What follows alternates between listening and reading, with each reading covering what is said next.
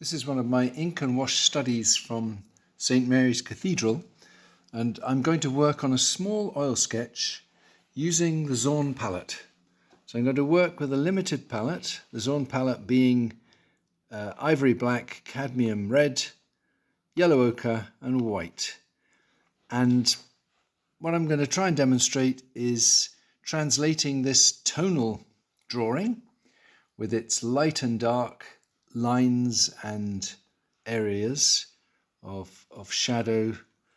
I'm going to translate that tonal pattern into a certain amount of colour. So I've mixed three tones.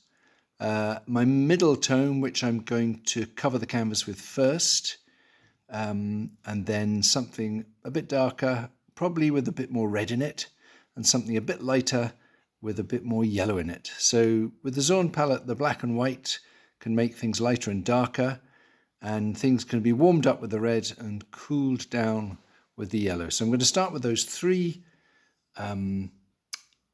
mixtures and then develop them as the painting proceeds. So my first step has been to cover the white canvas with that middle grey, spread it out a little bit. So I've now got a mid-tone start. I've also got a wet surface to work into, and with the darker colour I'm going to plot out some of the lines. So I was working a bit with the statue, the figure, on top of a kind of box, an ornate box arrangement. So what I'm doing with my darker tone and a brush that is small enough for me to turn on its side to make some thinner lines, I'm really plotting out those lines that I started with when I was working with the ink and the wash. And I've got some foreground pillars on either side. So I'm going to work really just with the information that's in my drawing, and as I say, translate tone into colour. But obviously, you know, the colours of the cathedral on the whole are fairly neutral, fairly muted. We have different sorts of stones, wood and so on. And so by working with the Zorn palette, I'm going to demonstrate a gradual increasing of colour from these greys into browns and creams and so on. And to that end, I think what's contained in my ink and wash sketch will almost be enough. I think there may be points where I'll probably would like to have a quick look at a photographic reference as well. But I think it's well worth starting with the sketch. Drawing is, of course, editing, and the limited information that's in the sketch will actually get me quite far. So those are my lines all sketched out with the darker colour. I'm just going to restate one or two of these lines. I've stood back and looked at my first efforts, and I think it would be helpful to just strengthen one or two of those lines. And I've also got other lines, some of the vaulting ceiling seen through the arches, and then there was this metal screen hanging down here. So I've just added a few more lines to bring that together. So I've made a bit more of my middle grey, the colour that I use to tint the canvas at the beginning. When I tinted the canvas, I spread the grey out quite a bit so that it's become a bit lighter. So now that I've made a bit more, I can block in some of these mid-tone areas a little bit more easily.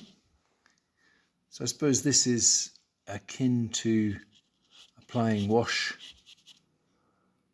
to my original drawing.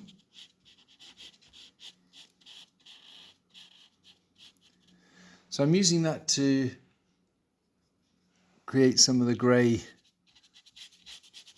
mid-tone stone areas of the cathedral. And you'll notice I'm not painting right up to the lines because I don't want to completely lose this drawing yet. I'm going to gradually distinguish different greys from each other by remixing my colours. And so I'll leave some of these spaces so that I know where I'm going. I might use a little bit of that in my sculpture down there. Then on my palette, as I showed you at the beginning, I've got a lighter tone, which was made from the white and the ochre, and still a little bit of black. And I think that will do as a starting point for my sculpture, with the light falling on it. I don't think it's quite light enough for the windows. So I'm going to make something a little bit lighter for the windows. So I've made a lighter tone, which is basically white with a little bit of yellow ochre. On the screen it just looks pretty white, but the ochre will give it some warmth, and that's going to give me a brighter light for my windows. So because I'm just feeling my way with these colours, a lot of what I'm doing at this stage is fairly provisional. I want to see how these, as I begin to tease the colours apart, I want to see how they work with each other. So the next thing I'm going to mix, this reclining figure was on a wooden box, so I'm going to make myself a warmer brown. So I've made this warmer dark brown for the box, and I've also made a different sort of grey for the nearer pillars. Again, these are just different combinations, different proportions of the 4 Zorn colours: the black, white, cadmium red and yellow ochre. And although what I'm working with here is pretty muted, as I've said, these are kind of neutrals, as I begin to tease out the colour and make some differences between them, then they will bring out the colour in each other and gradually extend the depth of colour.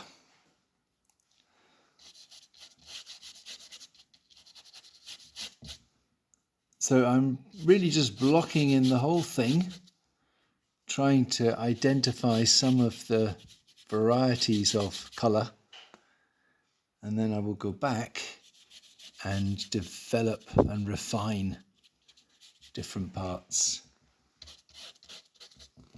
and have a better idea of what goes where. So now I'm going back to my original dark, the one that I drew the lines with, and I think there are some dark spaces in the foreground that I'll fill in. and I'm going to restate a few of the original lines. Then I think what I would aim to do would be to manage the light a little bit more. I think it'd be nice to have a bit more light on this sculpture, and also to get some light on the box and so on. So I'm restating the lines of the screen because I want that to stand out, to come forward. And I'm using, I think it's a number 1 brush, and I'm just turning it on its side so that I can get some of those finer lines.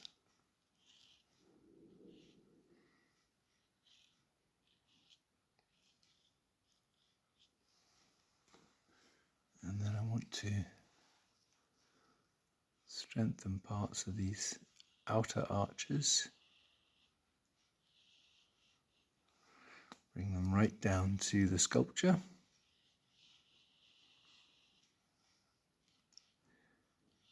And I think it would be helpful as well to have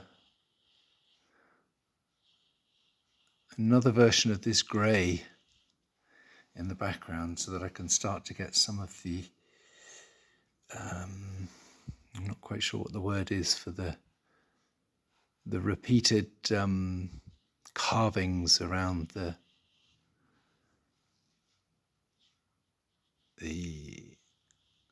columns, the sort of colonnades of the different pillars. So I'm modifying the lighter colour that I've put onto the sculpture and adding some ochre to it and holding that up against the painting. Again, I don't know how well this appears on the screen, but by holding that mixture on my palette knife against the painting, I can see if the new colour, the modified colour, is going to fit. Is it going to make a difference? I wish my sculpture was a little bit better drawn, but I want to get something of the lighter colour on the top of it. And I also need to modify some of the wall that's behind it. I seem to remember there were 2 feet. So just bring out a little bit more light, and I might even go for the very lightest colour, which I put in the window just in 1 or 2 places to make that stand out.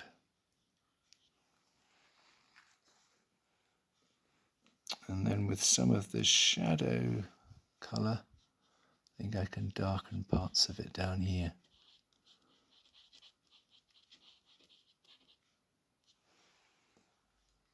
So then, as I said, if I bring some of the colours behind a bit closer, and some of that filling in I was talking about, I'm ready to do that. If I can also make some new slight modulations of those background wall colours. So it's gradually a process of modifying the colours in order to help things stand out or recede, and using the limited palette of the 4 Zorn colours to do that. So I'm now working with 1, 2, 3, 4, 5, 6 steps, and I can go on breaking those up into other colours which will be either lighter at this end, darker at that end, or more colourful in the way that these browns and cream yellows are becoming. So I'm almost out of time, which is a shame actually, because this is when things really start getting interesting. I'm continuing to modify these colours and make slight modulations, changes in each of them, and that's when I can really start to bring out more and more differences and refine things in such a way that is hopefully more interesting. I've stayed really with the Zorn palette.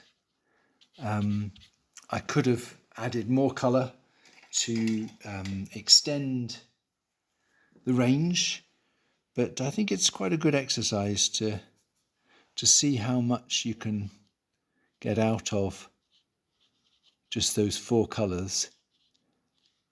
And it also makes the whole process a lot easier to manage, because there are obviously an enormous number of permutations, but they're based just on four ingredients. So in the studio, I shall have you working hopefully from your drawings and looking at how you can basically translate these ink and wash sepia studies into something a little bit more colourful, but still working with this limited palette.